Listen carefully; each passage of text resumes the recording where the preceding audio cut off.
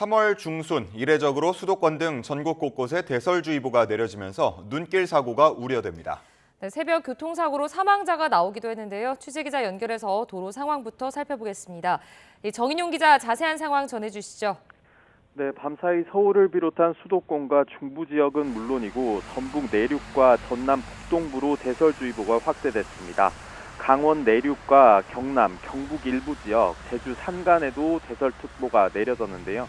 YTN 재난보도 시스템 이다스로 수도권 눈 상황 자세히 살펴보겠습니다. 먼저 서울 창경궁 삼거리입니다. 기와집 위에 눈이 쌓여 지붕이 온통 하얗게 변한 모습 볼 수 있습니다. 도로는 모두 젖어 차들이 서행하고 있습니다. 서울 올림픽대로 일대도 차들이 힘겹게 주행하고 있는 건 마찬가지입니다. 흰 눈이 내려앉은 가로수들 옆으로 양방향 차량이 거북이 운행을 하고 있습니다. 더 내려와서 경기 남부 지역입니다. 수원시 화서문 교차로 모습 볼 수 있는데요. 아직 이른 시각이라 오가는 차가 많진 않지만 곳곳이 새하얀 눈으로 뒤덮인 만큼 출근길 도로 결빙 등이 우려되고 있습니다.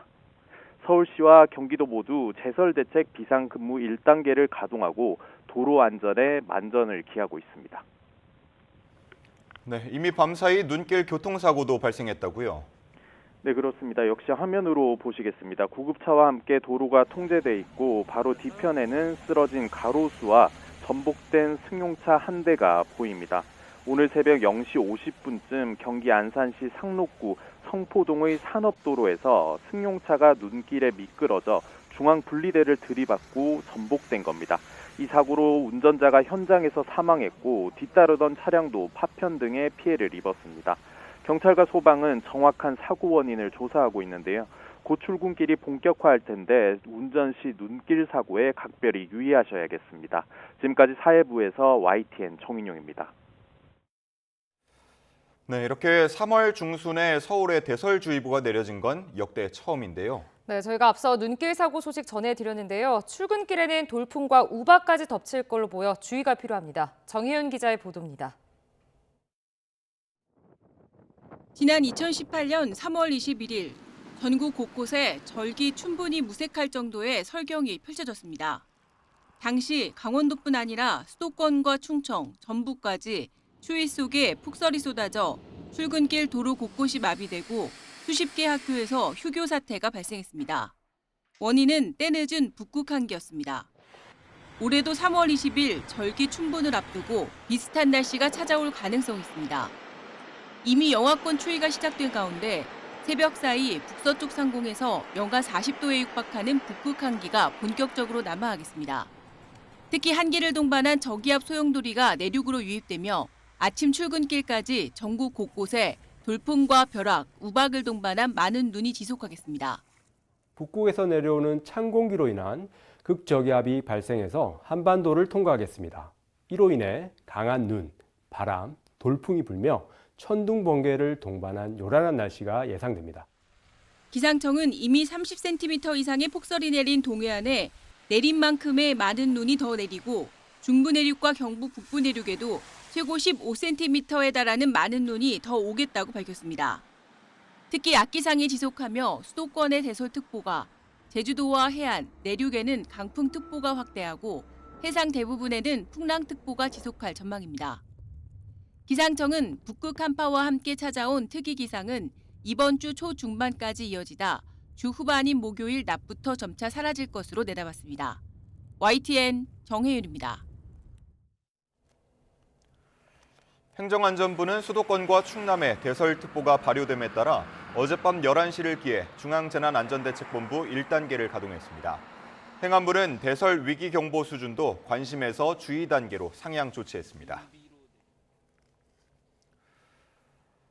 윤석열 대통령의 탄핵심판 결론을 놓고 매일 재판관들의 평의가 진행되고 있는데요. YTN 취재 결과 헌법재판관들이 최종 의견을 밝히는 평결 절차도 임박한 것으로 보입니다. 네, 이번 주 후반 선고 가능성이 크다는 분석이 나옵니다. 신지원 기자가 보도합니다. 헌법재판소는 윤석열 대통령 탄핵심판 최종 변론 이후 3주째 매일 평의를 이어가고 있습니다. 비상계엄의 위헌 위법성과 중대성, 탄핵 소추 과정의 절차적 하자 등 다양한 쟁점을 신중하게 논의해온 겁니다.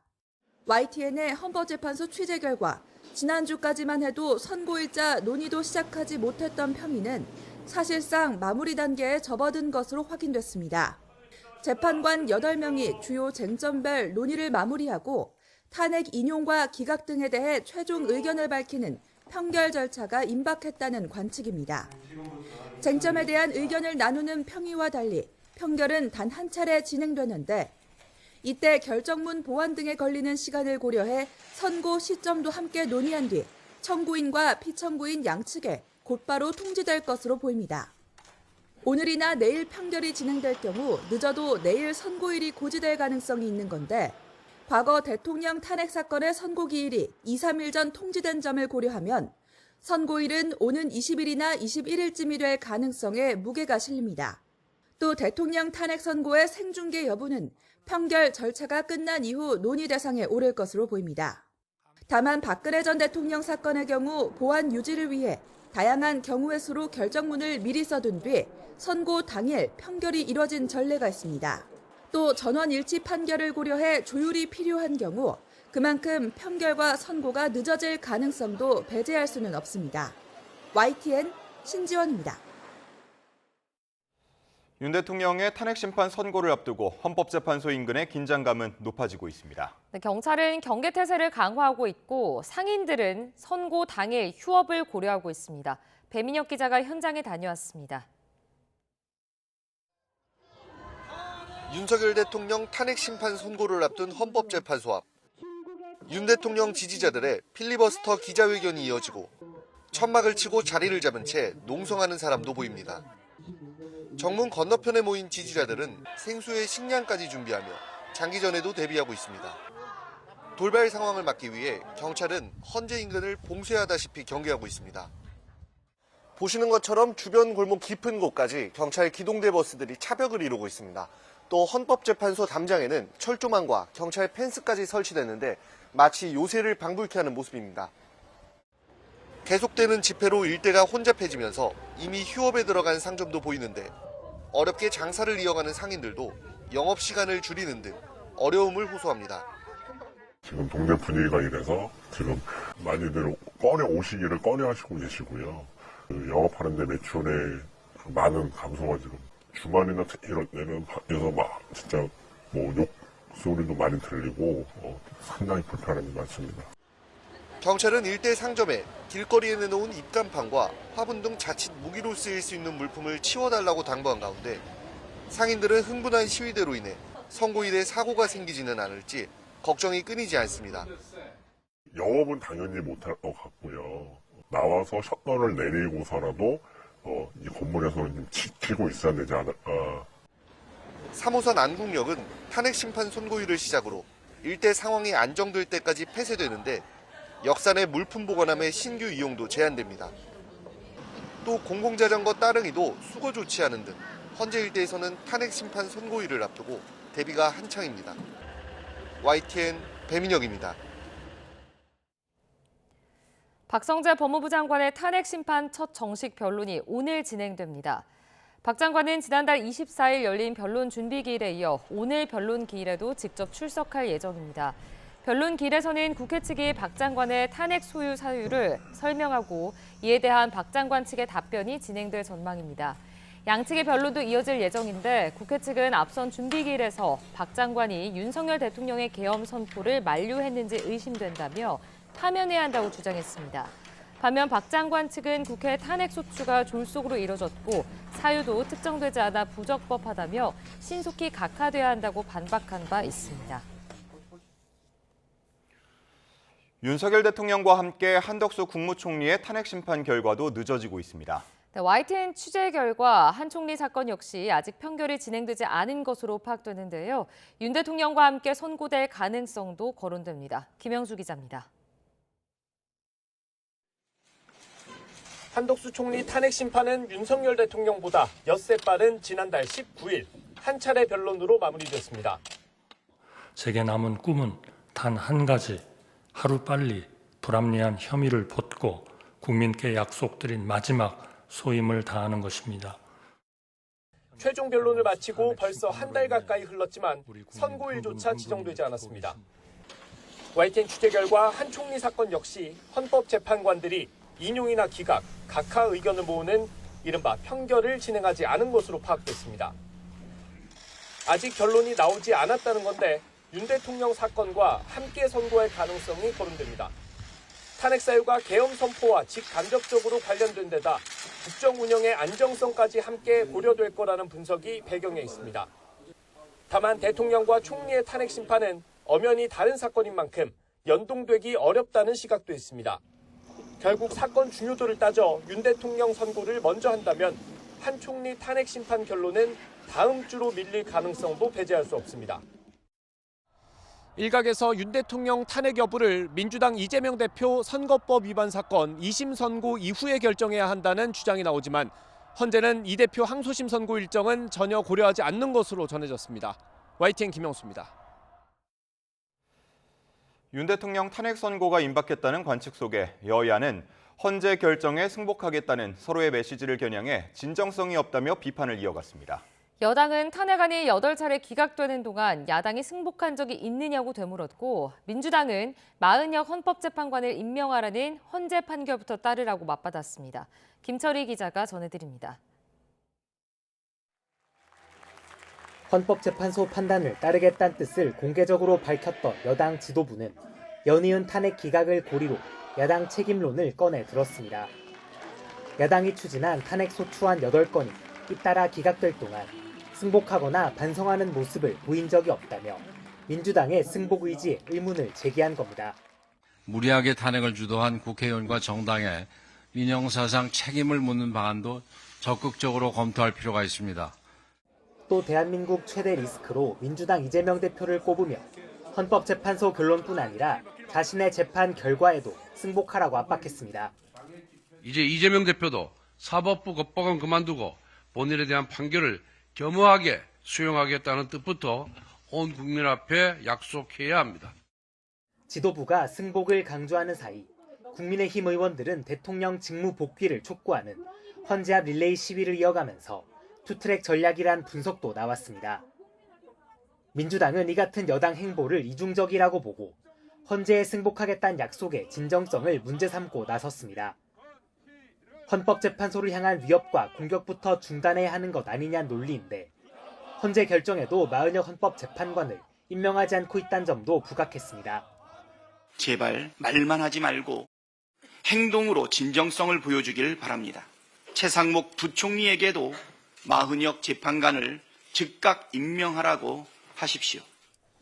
그러면서 작금의 사태를 초래한 사람은 윤 대통령인 만큼 자신이 직접 승복 메시지를 내놓으라고 요구했습니다. 국민에 대한 최소한의 마지막 도리입니다. 윤석열의 입으로 승복을 약속할 시간입니다. 헌재를 향해선 월요일이 가기 전에 선고기일을 지정해 혼란을 종식해달라고 요청했고 파면 선고를 촉구하는 도부행진과 시국선언문 발표 등 장외투쟁도 이어갔습니다. 정치권에선 여야 모두 승복 의사를 밝힌 만큼 양측이 한자리에서 초당적인 메시지를 발표해 혼란을 끝내자는 목소리도 높아지고 있습니다. 국회의장과 여야 중진들이 뜻을 모았던 2017년 사례를 참고하자는 건데 더 극심해진 갈등 양상을 고려하면 쉽지 않을 거란 전망도 만만찮습니다. YTN 김철입니다.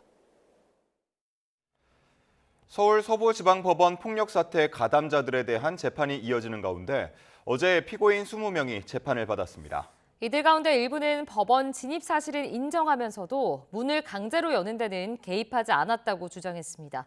임혜진 기자가 보도합니다. 이른바 서부지방 폭동 2달 만에 가담자들에 대한 재판이 본격 시작된 가운데 어제 피고인 20명이 법정에 섰습니다. 이들은 앞서 지난 10일과 14일 재판이 시작된 25명과 마찬가지로 특수 공무집행 방해와 특수 건조물 침입 등의 혐의를 받고 있습니다. 이에 대해 일부 피고인 측 변호인들은 이들이 법원에 진입한 건 인정한다면서도 직접 법원 후문을 개방하지 않았고 다중의 위력으로 침입한 것도 아니라고 주장했습니다. 그러면서 검찰 측이 공소장을 지나치게 일률적으로 적시해 기소했다며 후문을 강제로 개방한 사람과 그냥 들어간 사람의 공소 사실을 정리할 필요가 있다고 주장했습니다. 단순히 개방된 후문으로 앞의 상황을 전혀 모르는 시위대가 들어왔다고 해서 이것이 바로 주거침입죄가 당연히 성립된다고 볼 수는 없다는 것입니다. 이에 대해 재판부는 피고인들이 후문을 강제로 개방한 사실과 경내로 들어간 방법을 명확히 해달라고 검찰에 명하겠다고 밝혔습니다. 서부지법 폭력 사태와 관련해 릴레이 재판이 이어지는 가운데 법원은 오는 19일과 26일 또 다른 가담자들에 대한 재판을 진행할 예정입니다. 이런 가운데 경찰은 서부지법 사태와 관련해 140명을 수사하고 이 가운데 93명을 검찰에 넘겼다고 밝혔습니다.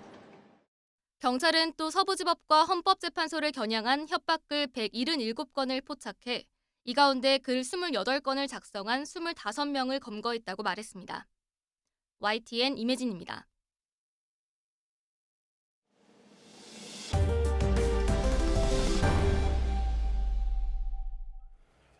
어젯밤 천안 논산 고속도로를 달리던 대형 화물차와 SUV 등 석 대가 잇따라 추돌했습니다. 운전자 1명이 숨지고 1명은 치료를 받고 있는데 이외에도 곳곳에서 인명 피해 사고가 발생했습니다. 밤사이 사고 송재인 기자가 전해드립니다. 이리저리 뒤엉킨 차들이 고속도로 2개 차로를 꽉 막고 멈춰서 있습니다. SUV 차체의 절반은 형체를 알아보기 어려울 정도로 짓이겨 부서져 있습니다. 어젯밤 11시 반쯤 천안 논산고속도로 천안 방향 선운산 나들목 근처를 달리던 차량 3대가 잇따라 추돌했습니다. SUV 운전자와 함께 병원으로 옮겨진 3톤 화물차 운전자는 결국 숨졌고 1시간가량 일대 통행도 제한됐습니다. 승용차 앞부분은 아예 없어진 상태예요. 지금 길이 완전히 막혔어요. 경찰은 화물차끼리 추돌한 이후 뒤이어오던 SUV가 연쇄사고를 낸 거로 보고 있습니다. 3시간 전쯤 경기 부천시 오정산업단지 근처 사거리에서 택시와 SUV가 부딪히는 사고가 났습니다. 택시에 타고 있던 20대 여성 승객이 목을 다쳐 치료를 받고 있는데 경찰은 60대 택시기사가 신호를 어기고 직진하다가 맞은편에서 좌회전해오던 SUV를 충돌한 거로 보고 있습니다. 강원도 영월군 영흥리에 있는 2층짜리 단독주택에서 불이 나 60대 남성이 숨졌습니다. 소방당국은 2층 주방에서 전기적 요인으로 불이 시작한 거로 보고 경찰과 합동감식을 벌일 계획입니다. YTN 송재인입니다. 사건 사고 한 줄 뉴스입니다. 지난 11일 생후 83일 된 아이를 엎어재워 숨지게 한 혐의로 20대 여성 A씨와 남편 30대 B씨가 불구속 송치됐습니다. 경찰은 A씨 부부의 학대 가능성을 열어놓고 수사했지만 혐의를 입증할 증거를 찾지 못했다고 설명했습니다. 지난 10일 새벽 경기 평택시에서 홀로 사는 여성의 집에 침입한 뒤 10여만 원을 빼앗고 성범죄를 시도한 혐의로 50대 남성 A씨가 구속 송치됐습니다. 빚 문제로 시달리던 중 자신의 초등생 자녀 2명과 극단적인 선택을 시도하다 미수에 그친 40대 여성 A씨가 구속 상태로 재판에 넘겨졌습니다. 전 여자친구의 주거지를 찾아가 문을 두드리고 수십 차례 연락한 30대 남성 A씨가 옥상에 숨어 있다가 현행범으로 체포됐습니다. 신도 성폭행죄로 대법원에서 징역 17년을 선고받은 기독교 복음선교회 JMS 정명석 총재와 관련해 피해자들의 진술이 허위이고 증거가 조작됐다고 주장한 50대 유튜버가 재판에 넘겨졌습니다. 어제 오후 5시 10분쯤 경기 김포시 풍무동에 있는 육류 가공 공장에서 큰 불이 났지만 인명피해는 없는 것으로 알려졌습니다. 체육시설 업주를 상대로 운동기구를 싸게 판다고 속여 돈을 받아 가로챈 혐의를 받는 30대 남성 A씨에 대해 경찰이 구속영장을 신청했습니다. 구제역 중앙사고수습본부는 전남 영암군에 있는 한우농장 3곳에서 추가로 구제역이 확인됐다고 밝혔습니다. 지금까지 한 줄 뉴스였습니다. 경기도 양주에 있는 군부대 안에서 임무를 마치고 착륙하던 정찰 무인기가 계류장에 있던 수리온 헬기를 들이받아 2대 모두 불에 탔습니다. 오폭 사고에 이어 군의 안전 불감증에 대한 우려를 키우고 있습니다. 김문경 기자입니다. 경기도 양주시 군 비행장 안에서 흰 연기가 치솟습니다. 화재 진압을 위해 소방당국이 출동한 모습도 보입니다. 정찰용 무인기와 헬기가 충돌해 화재 사고가 발생한 건 오후 1시쯤. 다행히 인명피해는 없었지만 헬기와 드론 모두 불에 탔습니다. 사고는 무인기가 임무를 마치고 정상적으로 착륙한 뒤 이동하던 중에 계류장에 있던 국산 수리온 헬기를 충돌하면서 일어났습니다. 사고 무인기는 이스라엘산 정찰 무인기 헤론으로 접경 지역을 감시하기 위해 지난 2016년 도입됐습니다. 폭 16m 정도의 비교적 큰 무인기인데 수리온 헬기와 무인기의 도입 당시 가격을 합하면 200여억 원대에 이릅니다. 이 무인기는 지난해 11월에도 임무를 마치고 복귀하다 경기도 양주 일대에서 추락한 적이 있는데 당시에는 북한의 위성 항법 장치 GPS 교란 때문으로 파악됐습니다. 하지만 이번에는 GPS 교란 등의 행위는 없었다고 군 당국은 밝혔습니다. 무인기의 오작동 여부는 아직 확인되지는 않았지만 공군 오폭 사고에 이어 10여일 만에 다시 사고가 발생하면서 군의 안전 불감증에 대한 우려가 커지고 있습니다. YTN 김문경입니다.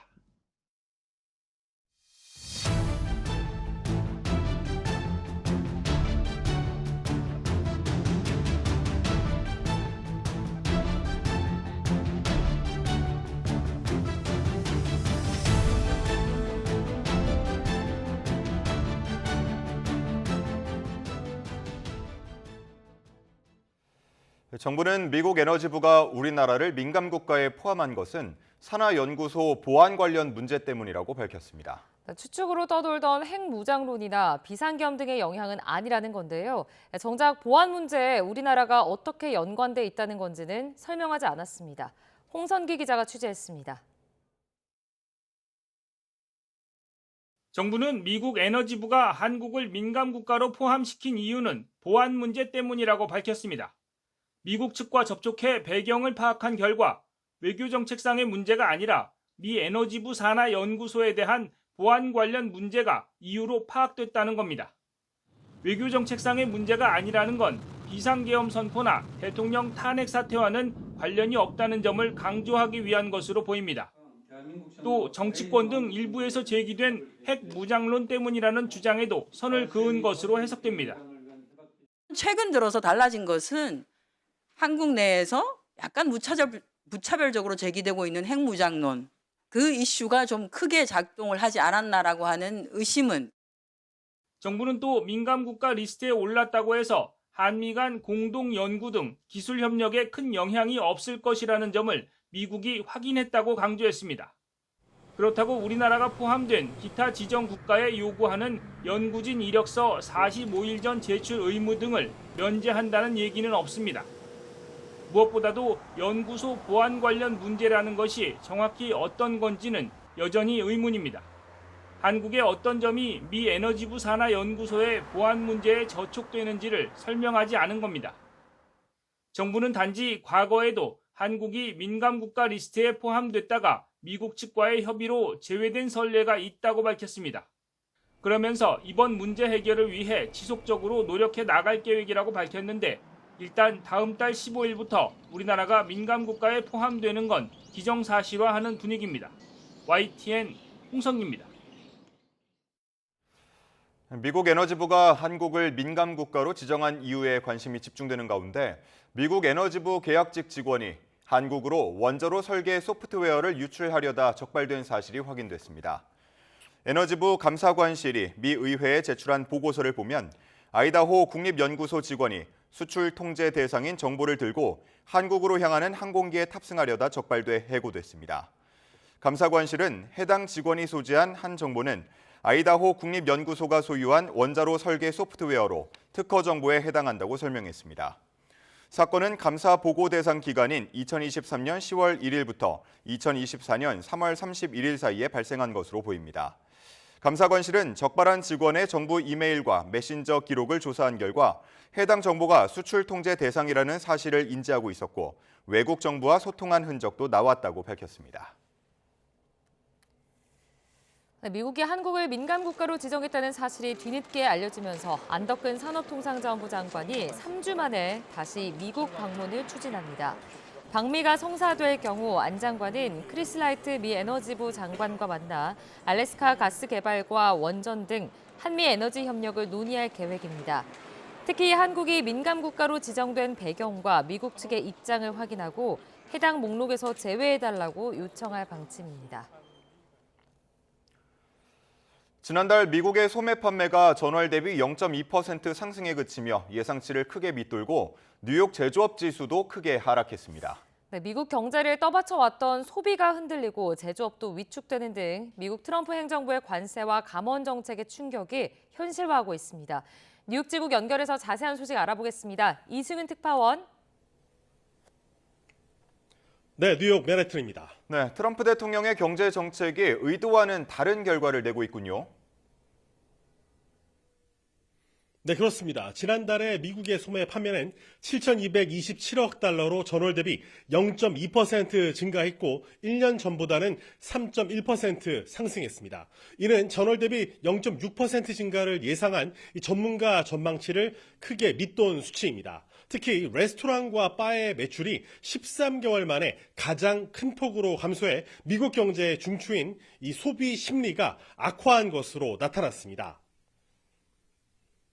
네, 좀 더 자세히 알아보면요. 미국 경제학자들이 이 외식을 가계 재정의 핵심 지표로 보고 있는 가운데 이 미국인들이 소비에 부쩍 신중해 준 것으로 풀이됩니다. 네, 콜스와 메이시스, 월마트, 타겟 등 소매업체들은 이 관세 관련 인플레이션과 감원 관련 이 경기 침체 우려를 반영해서 올해 실적 기대치를 낮췄습니다. 또 3월에 이 뉴욕 엠파이어 스테이트 제조업 지수도 마이너스 20을 기록하면서 그림자를 드리웠습니다. 이는 전월에 5.7에서 크게 하락한 수치로 시장 예상치인 마이너스 1.8을 크게 밑돈 것입니다. 이는 2023년 5월 이후에 최저치를 기록한 것으로 뉴욕주의 제조업 부문에 급격한 위축을 나타냅니다. 소매 판매 지표와 제조업 지표가 좋지 않은 데다 최근 두 달 새 소비 심리 지표가 급속히 악화하면서 미국의 경기 둔화 우려가 현실화하고 있습니다. 미국 시민의 얘기를 직접 들어보시죠. And I'm sorry people are going to get hurt, but everybody's suffering from inflation. So I feel bad for the government employees. 네, 뉴욕 증시 상황은 좀 어떻습니까? 네, 소매 판매 지표 발표로 혼조세를 보이던 3대 지수는 스콧 베센트 재무장관이 경기 침체 가능성을 일축하면서 안정세를 찾았습니다. 3대 지수 모두 상승세로 동반 마감했습니다. 베센트의 발언을 직접 들어보시도록 하겠습니다. I'm not worried about the markets. Over the long term, if we put good tax policy in place, deregulation, and energy security, the markets will do great. 캐비넷 미 백악관 국가경제위원회 위원장도 상호 관세가 발표될 4월 2일까지는 일부 불확실성이 있겠지만 이후에는 해소될 것으로 전망했습니다. 헤셋은 이 4월이 오면 시장은 상호주의적 무역 정책이 매우 타당하다는 것을 알게 될 것이라고 밝혔습니다. 트럼프 대통령의 관세와 감원 정책으로 증시가 동요하고 경기 침체 우려까지 제기되자 시장을 안심시키기 위한 것으로 풀이됩니다. 지금까지 뉴욕에서 YTN 이승윤입니다. 트럼프발 관세 전쟁이 세계 경제를 강타하면서 경제협력개발기구 OECD가 올해 우리 경제 성장률이 당초보다 0.6%포인트나 하락할 것으로 예측했습니다. 특히 대미 무역 비중이 높은 멕시코와 캐나다는 성장 전망을 각각 2.5%포인트, 1.3%포인트나 낮췄습니다. 보도에 오인석 기자입니다. 트럼프발 관세 전쟁으로 세계 경제가 심각한 부정적 영향에 빠져들고 있습니다. OECD는 중간 경제 전망 보고서에서 무역 정책의 중대한 변화가 세계 경제 성장에 영향을 주고 있다고 지적했습니다. 높아진 무역 장벽과 지정학적 정책적 불확실성 증대로 올해 세계 경제 성장률 전망치를 지난해 12월 3.3%에서 석 달 만에 0.2%포인트 하향 조정했습니다. 올해 우리 경제 성장률 전망치도 큰 폭으로 떨어뜨렸습니다. 지난해 12월 2.1%에서 무려 0.6%포인트 하향 조정한 1.5%가 될 것으로 예측했습니다. 앞서 한국은행은 지난달 국내외 전망기관 중 가장 낮은 1.5% 성장률을 제시했습니다. 상호 관세 부과로 인해서 한국의 수출 감소가 이제 명백하게 지금 보여지고 있기 때문에 이는 이제 국내 경제 성장에도 결국은 영향을 주게 될 거거든요. 그래서 전문가들이 분석한 내용에 의하면 미국의 관세 정책이 한국의 GDP 성장률을 0.5%포인트에서 1.1%포인트까지 낮출 수 있다고 경고를 하고 있습니다. 미국이 멕시코와 캐나다 수입 상품의 관세율 25%포인트 인상 조치를 발표하면서 두 나라는 관세 전쟁의 직격탄을 맞았습니다. 멕시코는 성장률 전망이 2.5%포인트 뒷걸음질하며 올해 1.3% 마이너스 성장하고 내년에도 0.6% 역성장할 것으로 예측됐습니다. 캐나다도 올해 성장률이 1.3%포인트 떨어질 것으로 전망됐습니다. OECD는 미국은 관세율 인상 발효 등으로 성장이 둔화해 성장률이 0.2%포인트 하락한 2.2%에 머물 것으로 내다봤습니다. 독일과 프랑스, 이탈리아 등 유로존은 성장률 전망을 0.3%포인트 낮췄습니다.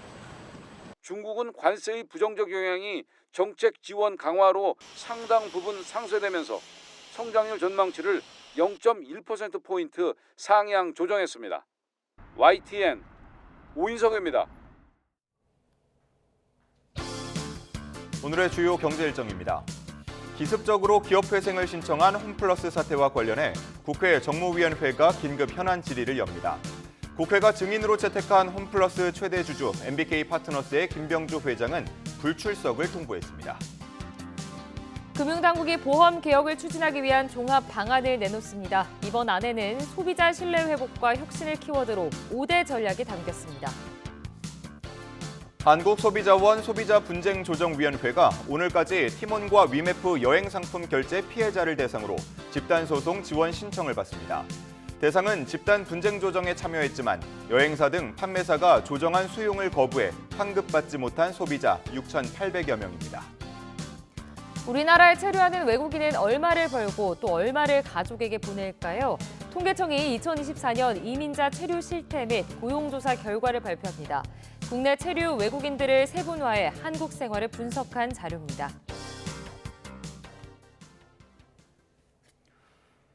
여야가 국민연금에 내는 돈, 받는 돈 비율에는 공감대를 모았지만 구조개혁을 다루는 연금개혁 특위 구성을 놓고 팽팽한 줄다리기를 이어가고 있습니다. 지금까지 합의된 개혁안 처리까지 불투명해지면서 또다시 연금개혁 논의가 좌초될 거란 우려마저 나오고 있습니다. 손유정 기자입니다.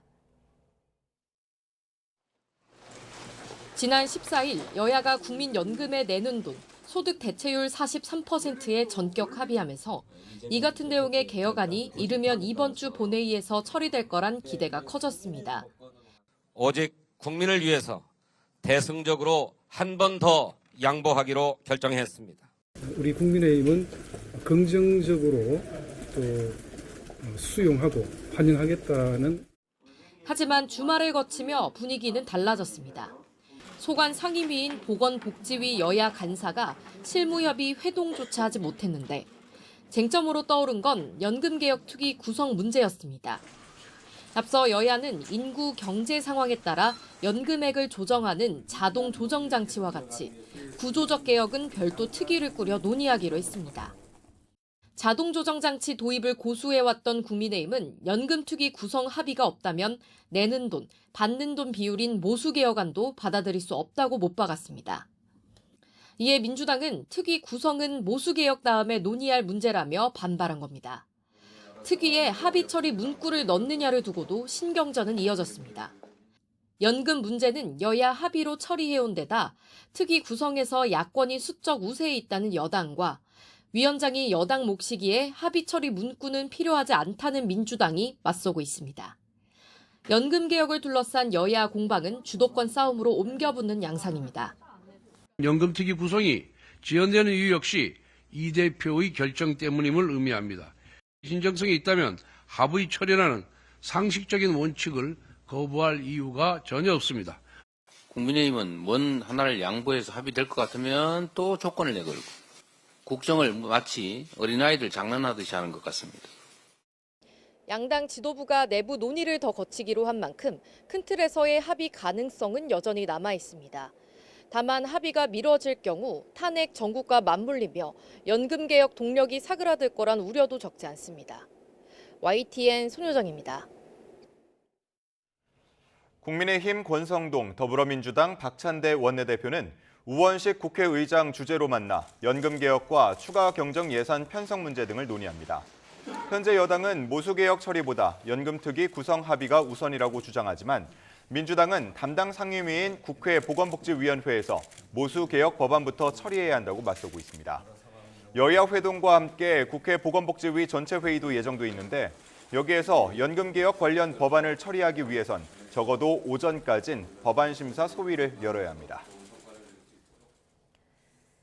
네, 지난 대선 경선 당시 경기도 법인카드로 전현직 의원 배우자 등에게 식사를 제공한 혐의로 재판에 넘겨진 더불어민주당 이재명 대표의 배우자 김혜경 씨의 2심 첫 재판이 열립니다. 수원고등법원은 오늘 오후 2시 김 씨의 공직선거법 위반 사건 항소심 첫 공판기일을 진행합니다. 김 씨는 이 대표가 경기도지사로 재임하고 있던 지난 2021년 8월 대선 경선을 앞두고 전현직 국회의원 배우자 등 6명의 밥값 10만 4천 원을 경기도 법인카드로 결제한 혐의로 기소됐습니다. 불법 정치자금 수수 혐의로 1심에서 실형을 선고받은 송영길 소나무당 대표의 항소심이 다음 달 2일 본격적으로 시작됩니다. 서울고등법원은 다음 달 2일 오후 3시 송 대표의 항소심 첫 공판과 함께 보석신문을 진행할 예정입니다. 송 대표는 외곽 후원 조직을 통해 후원금 명목의 불법 정치자금을 수수한 혐의로 1심에서 징역 2년을 선고받고 법정 구속됐습니다. 자녀 특혜 채용 의혹을 받는 김세환 전 선거관리위원회 사무총장이 국민의힘을 탈당했습니다. 여당 관계자는 김 전 총장이 국민의힘에 탈당계를 제출했다고 밝혔습니다. 김 전 사무총장은 지난해 7월 선관위 퇴임 뒤 인천 강화군수 보궐선거에 예비후보로 등록해 당내 경선을 치렀습니다. 이후 지난해 12월 아들 선관위 특혜 채용 의혹과 관련해 직권남용 등 혐의로 재판에 넘겨졌는데 당 중앙윤리위원회는 김 전 총장에 대해 지난 13일 당원 징계 절차 직권 개시를 의결했습니다. 정부가 내년도 의대 증원을 하지 않기로 한 것의 전제는 의대생들의 전원 복귀였습니다. 이번 주 연세대와 고려대를 시작으로 등록 마감이 이루어지는데요. 학생들의 복귀 움직임이 포착되지 않고 있는 가운데 의료계에서는 반발이 쏟아져 나오고 있습니다. 김주영 기자가 보도합니다. 정부가 의대 정원을 원상복구시키겠다며 내건 조건은 이달 말까지 의대생 전원 복귀입니다. 정부는 3월 말 학생들의 전원 복귀를 전제로 2026학년도 모집 인원에 대해 어청협 건의에 따른 총장님들의 자율적인 의사를 존중하고자 합니다. 이에 따라 서울대 의대는 이달 27일, 연세대와 고려대 의대는 21일을 시한으로 잡고 의대생들에게 복귀를 호소하고 있습니다. 교육부도 복귀하지 않으면 특례도 없고 학칙에 따라 처리될 것이라며 다시 한번 강하게 압박했습니다. 다만 전원 복귀가 한 명도 빠짐없이를 의미하는 것인지 아니면 어느 정도 수준까지 허용되는지는 밝히지 못하고 있습니다. 교육부 핵심 관계자는 수업이 가능한 수준으로 보고 있다면서 그 수준이 몇 명인지에 대해선 지금 말할 수 없다고 설명했습니다. 미등록자를 집단 제적하는 문제도 학칙에 따라 처리할 문제라며 각 대학의 판단에 달려있다고 선을 그었습니다. 교육부의 압박에도 학생들은 이렇다 할 복귀 움직임을 보이지 않고 있습니다. 전국 의대 교수들도 교육부 또 정부와 협의한 총장, 학장들을 정면으로 비판하며 선결 조건 없이 의대 증원을 돌려야 한다고 주장했습니다. 원로 석학단체인 대한민국 의학한림원 역시 의대생 3월 복귀를 의대 정원 문제 해결의 전제로 삼은 것을 강하게 비판했습니다. YTN 김주영입니다.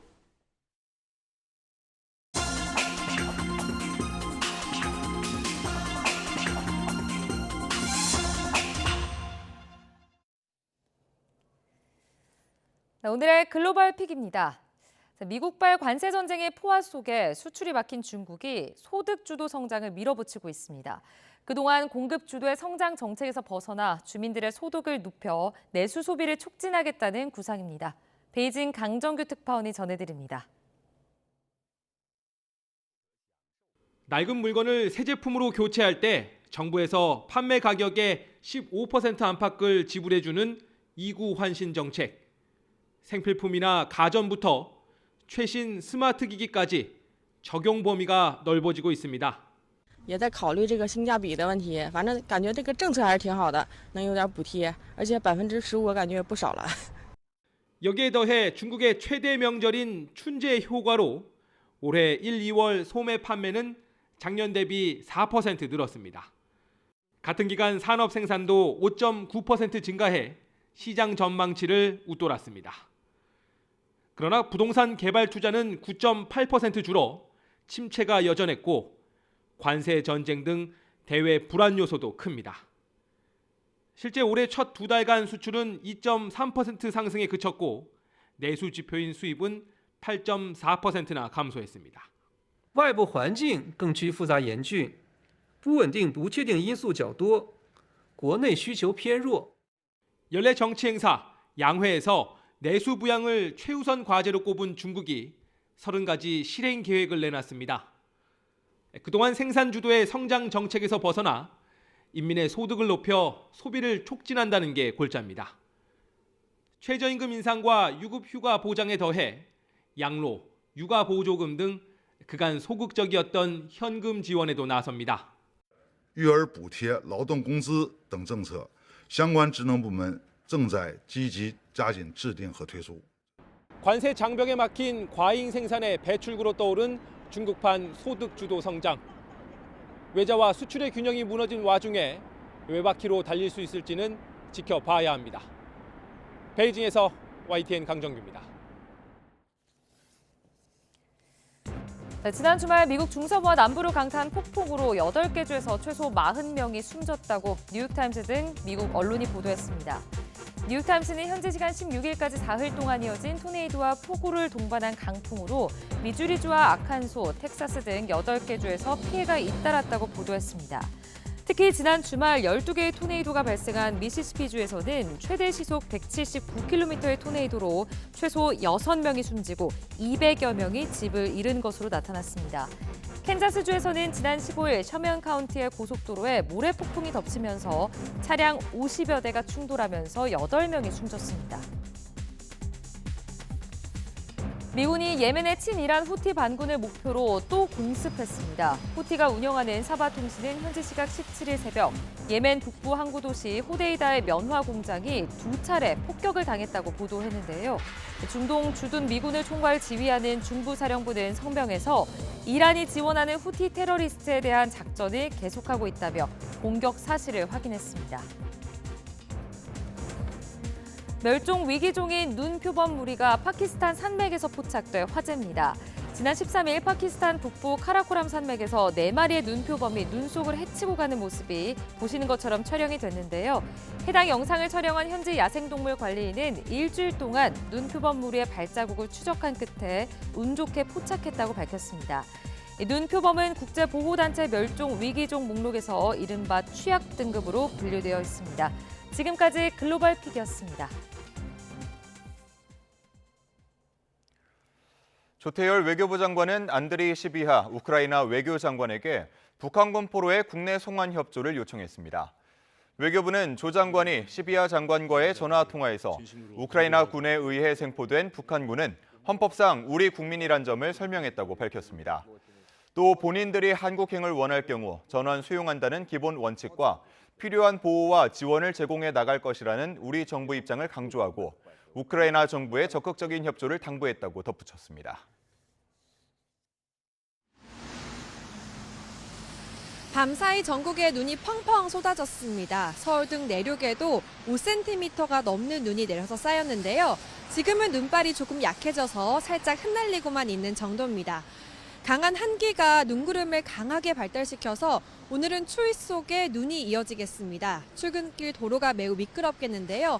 평소보다 서둘러 나오셔야겠고요. 조심해서 이동을 하셔야겠습니다.